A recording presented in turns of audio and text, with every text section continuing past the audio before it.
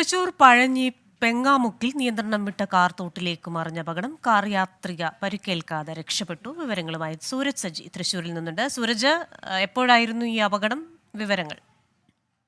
കൃഷ്ണ, ഇന്ന് രാവിലെ 11 മണിയോടുകൂടിയായിരുന്നു അപകടം. ഈ മേഖലയിലെല്ലാം തന്നെ രാവിലെ മുതൽ കനത്ത മഴയായിരുന്നു പെയ്യുന്നത്. ഇതിനിടയിൽ ചിറക്കൽ ഭാഗത്ത് നിന്ന് വരികയായിരുന്നു കാറ്. ചെറുവള്ളിക്കടവ് പാലത്തിൽ കയറുന്നതിനിടെ എതിരെ വന്ന വാഹനത്തിന് സൈഡ് കൊടുത്തു. പക്ഷേ സ്ഥലമില്ലാത്തത് കൊണ്ട് തന്നെ ഈ പുറകോട്ടെടുക്കുമ്പോൾ മഴയായതുകൊണ്ട് തന്നെ ഇവർക്ക് ഈ സൈഡ് കാണാൻ കഴിഞ്ഞിരുന്നില്ല. പിന്നീട് ഈ കാറ് പുറകോട്ടെടുക്കുമ്പോൾ അപകടത്തിൽപ്പെട്ട് താഴേക്ക് മറിയുകയായിരുന്നു.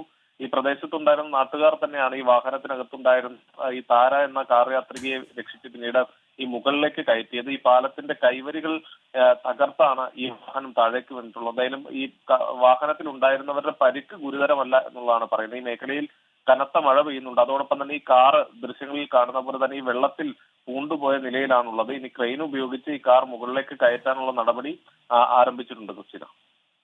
ശരി, തൃശൂരിൽ നിന്ന് വിവരങ്ങൾ നൽകിയത് സൂരജ് സജിയാണ്.